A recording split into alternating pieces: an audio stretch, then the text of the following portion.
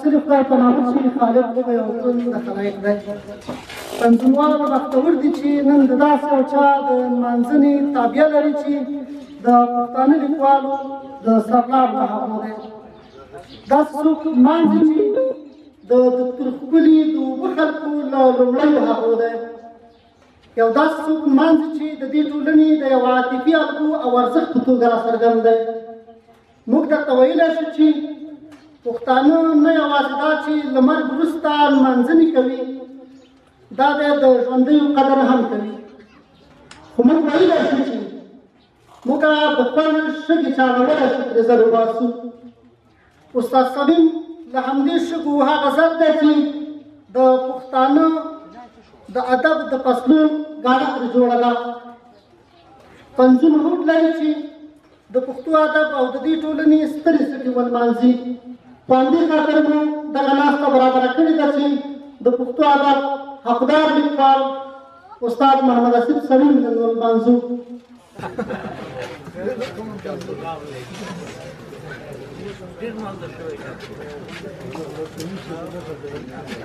د پروګرام په دې برخه کې د پنځون فکري بنسټ د مشرتابه د یو تنګړي او د دې بنسټ له مشر اجمل جنت خورا هیله کوم چې دریځ ته راشي او د ښه راغلاست او پرانیست وینا راواړوي. هغه اجمل جنت.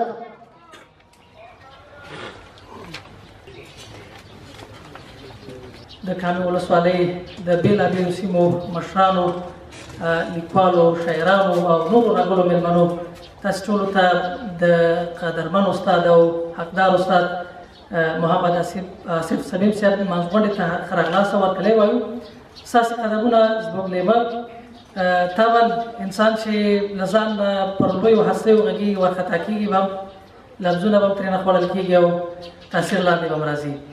زه ډېر څه نه وایم، یوازې همدومره چې خوشحاله یم چې نن په داسې یوه غونډه کې راټول یو چې هغه خبره چې د پښتنو په باب کېږي چې د دوی په ژوندو کې ښه نه لري او په مړو کې بد نه لري. یعنې دغه دود یو څه په دې وروستیو کې رامات شوی هم دی او هغه د استاد پسرلي چې کومه ګیله وه چې هغه ویلي چې څوک د ملغلرو پېژندونې نه و، دا د سمندر ته ګوهر بېرته وړم. الحمدلله اوس داسې څوک شته دی چې هسته یې پېژني، ملغلرې یې پېژني او د هغوی د ستاینې، قدرداني او د هغوی د نمانځنې لپاره ورسره فکر هم شته. ستاسې له راتګ ډېره مننه. زه د استاد یوه ځانګړنه وایم چې دی ډېر حسابي غږېږي. کله چې زه محصل وم ما کوښښ کولو چې کله راسره پوښتنه وه زنګ به مې ورته واهه. یو ورځ مې ورته وویلې ما استاده مزاحم خو دې نه یم، ما ته وایي که موبایل کې د پیسې نه وي ما ته مسکال راکوه، زه درته زنګ وم پوښتنه مه پرېږده. یعنې ما سره چې هغه وخت کومې پوښتنې وي استاد ډېر کله راته ځواب کړي دي. ډېرې خبرې مې نورې په زړه شته، مشران ناست دي، ځان راته داسې بل ډول ښکاري. بیا هم ستاسې له راتګ ډېره مننه. خدای مو ښه لره. کور ودان.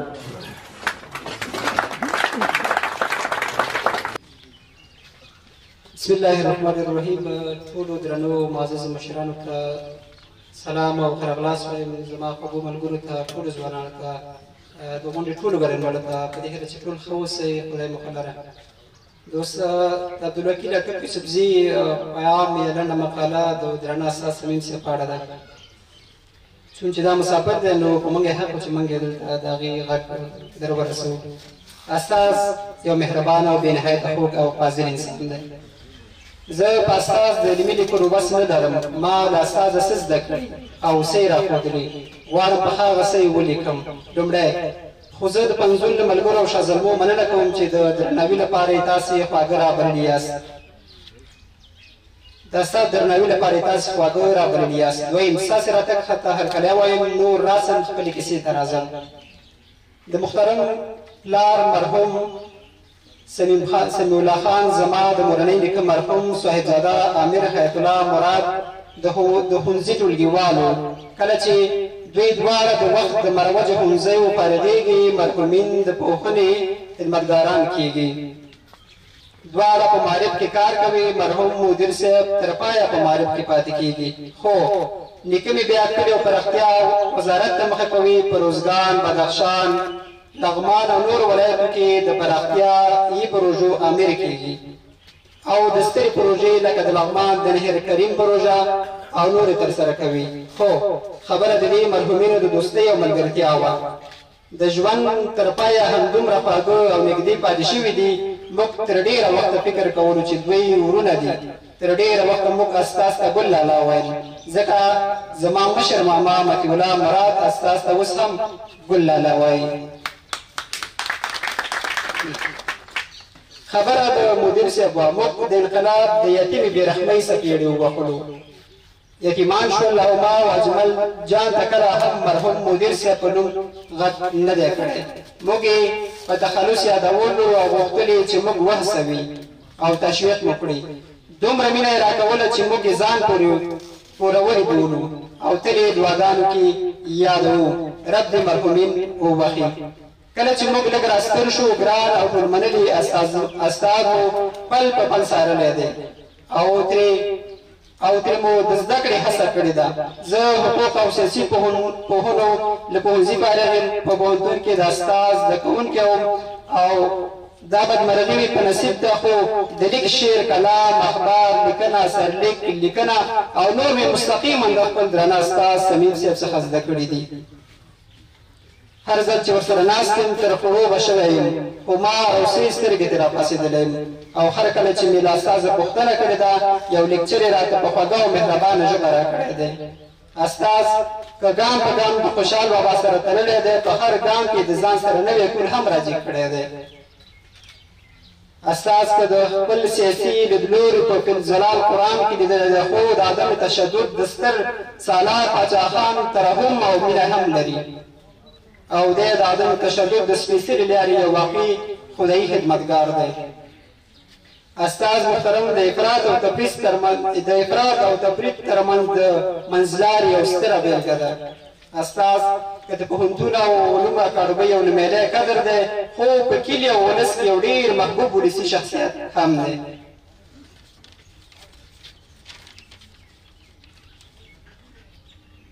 د پوهنتوني بوختیاو سره سره د ولس غم ښادي نه ده پرېښې. خپل دوستان او د کورنۍ دوستان یې تل پاللي دي. استاذ که په سپینه وینا او مري خوی لري، خو په عثماني جوادیت هم لري. استاذ حق وینا کوي، د هیچا ډار نه لري. د حکومتي مشرانو درناوی کوي، خو د حق وینا کې ورته لحاظ هم نه کوي. استاذ لاس، جیب او فکر د نورو سره شریک دی. د خیر او د فضل په کار کې تر ټولو مخکې دی. استاذ هغه خو کتاب ته ورته شخصیت دی چې هره پاڼه یې لولي بلې ته دي لازمي ده چې تادي وي لولي، پرېږدي چې بلې خوا دې مخ وانه وړي. استاذ محترم د ادب د میکدې هغه د زړه خم سخاوتمند ساقي دی چې هر رنګ د ده له جامه څښلی، نو د فرهنګ او ادب په پوړیو ولاړ منارې بوله. زه یو ځل بیا د پنځون پیګري بنسټ د شاه زلمه مننه کوم چې د استاذ په ستاینه کې دا پرتمینه غونډه نیولې ده. د راغلو مېلمنو هم مننه کوم چې زیات وخت او په راغلاس کې مو ښه مېلمهپالنه نه وي شوي، موږ وبخئ. عبدالوکیل اتک، ویانا 21مه سیمه، اتریش. ډېره مننه چې وکیل صاحب د استاد سمیم په اړه مقاله رالیږلې وه، ورته صحفي وړاندې کړله. زموږ مېلمه شاعر اغلی شفیع الله تاند دلته له موږ سره دی. اغلی تاند د استاد سمیم په اړه یو شعر لري. تاند صاحب مهرباني. یو زوړ غزل دی. زه ناروغه وم، ځان مې راورسه، استاد دی په ډېر څه ومني. دا د خوشحال په لارو تللی سړی، دا د خوشحال په لارو تللی سړی، دا د رحمان په ټول منلی سړی. حمزه بابا خو یې خپل پیر منلی، د قلندر په پل ختلی سړی. د توتکۍ غوندې وبال هغه په هر چا خوږېدلی سړی. که وس یې وی ده به نیولی سړی، که وس یې وی ده به نیولی سړی، د ژوند په لارو کې لوېدلی سړی. دومره سمیم دی درته څه ووایم، دومره سمیم دی درته څه ووایم، بس له خپل نوم نه رغېدلی سړی. تان د پتلونو یې رامات ښیې، د ګلابونو په څېر ښکلی سړی. ډېره مننه. ډېره مننه چې استاد ته د شعر ډالۍ کړی و. د نرګسي سترګو او سیند د څه کیسه ده؟ د نرګسي سترګو عکسونه دی او که څه کیسه ده هره ښکلا نن د فطرت راغلنځېره ښکاري د کسې اورې د مغرب د څراغونو نه دی د کسې اورې د مغرب د څراغونو نه دی هغه رڼا چې اوس زما د لاشعوره ښکاري ډېره مننه کوم ودان د غونډې بیخي وروستۍ شېبې دي او په دې وروستیو شېبو کې استاد محمد آصف صمیم مخکې له دې چې دی وینا وکړي دلته د عبدالوکیل عتیق په مالي همکارۍ یو د سرو زرو مډال برابر شوی دی چې د هغه ویلي د منظوم د ملګرو لخوا یې ورته ورکوي او مالي چارې د عتیق صاحب په غاړه اخیستې دي د دې لپاره استاد محمد نبي تدبیر استاد اورنګ صمیم همتمند صاحب قدرمن پوهان همکار صاحب کاپلان صاحب ځوان صاحب دې ته بلنه ورکوم چې شي استاد ته په خپلو مبارکو لاسونو دغه مډال وسپاري او ورته په سینه یې ولګوي او تر څنګ د استاد ته بلنه ورکوي چې ټول راشي همدلته درس پاتې راشي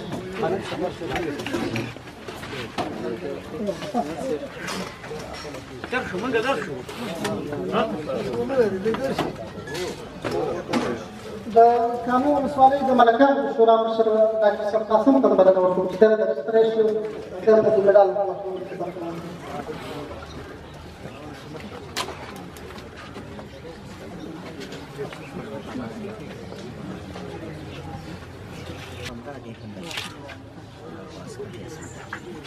تاسو ورته ټول ولګوئ ټول مشران تاسو ورته چکچک وکړئ استاد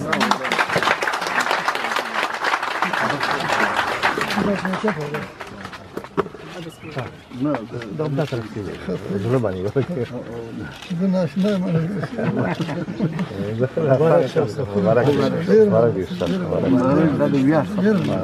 Non va bene.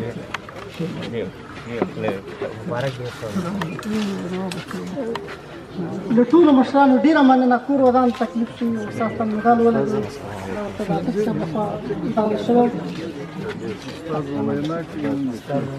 نور به دغه زموږ د تخنیکي همکاران یا د کامرامانان دوی به هم دریس پرېږدي موږ به هم پرېږدو چې استاد خپلې خبرې وکړي لم يشكر الناس لم يشكر الله صدق نبيه الكريم يرقبون منه شرانه رانانه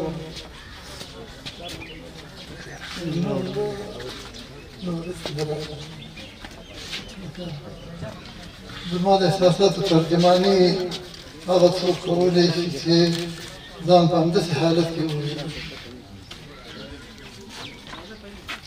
څلوېښت نه زیات کلونه کېږي چې زموږ د اوښکو د تویولو دا سمبول چې دی دا اوس یاداښته شوی دا څوک نه شي جوړولی که موږ ووایو چې زما سترګې ډکې شوې دا بل څوک نه شي جوړولی او که زه ووایم چې سترګې مې ډکې شوې د هغه احساساتو ترجماني تاسو ځکه نه شئ کولی چې تاسو زما په دریځ کې ناست دی دومره ته ستاینه مینه پیرزوینه لورنه دا که سړی د ساعتونو جمع کړي نو زه فکر کوم چې سړی چپ پاتې شي همدا باید بهترین جواب وي خو چپ پاتې کېدل حق نه دی د هغه چا دپاره چې پیغمبر اکرم وایي چې من لم یشکر الناس لم یشکر الله څوک چې د خپلو انسانانو خپلو ټولنوالو مننه نشي کولی هغه د خدای د احسانونو مننه نشي کولی لکه ما خو داسې څه مو واورېده چې وایي د یو کونډه او خاوند مړو خو دوستان یې پرې راټول په جنازه او دوستانو یې دومره خبرې وکړې لکه تاسو چې ما مړي ته وکړو وایي چې هغه تعریف یې ډېر واورېد دې کونډې خپل زوی ته وویلې چې ته د دې پلار نه صادق چې که دا د سړی د بل مړي صفت دی ځکه چې دې کې داسې خبرې مې وې چې سړی خو خوشحالېږي چې وایم خو تاسو سره چاړم ده که نه دې متن سره ذبح هم ده دې ته څوک ټینګېدی شي زه ښه پوهېږم ایمان مې دی چې دا داسې خبرې په تشریفاتو نه کېږي دا داسې عقیدت دا داسې مینه دا داسې لورنه دا داسې زما قدرمن استاد مشر تشریف لري او دا اوس هم راته ګستاخي ده چې د ده مخکې هم دا دی ټول په دې باندې راغونډې کړي وایي زه ویاړم ویاړ خو زما دی او ګستاخي هم زما ده چې د دوی په مخکې دومره خبرې کوم چې استاد مې تشریف لري زه ګډېږم او د دوی دا خپله برخه احسانونه ما ته متوجه کړي او مواجه کړي زه هیڅ ژبه نه لرم رښتیا درته ووایم خو دومره ده چې دا هر څه په دې عقیده اخلم چې هیڅ چا ما سره په زحمت نه دی کړی ځکه دا چل زما نه دی زده ځکه زه یو منشور د ټولنې د چارواکو د ادارې هغه څوک چې د چوکۍ په خلکو شوي دي د هغو سره خو زما ډېره فاصله ده نو لهذا زه پوهېږم چې زما دا دومره مینه دا دومره لورنه او دا دومره احسان دا څوک چاته د بلې غایې دپاره نه کوي یوازې مینه ده او بیا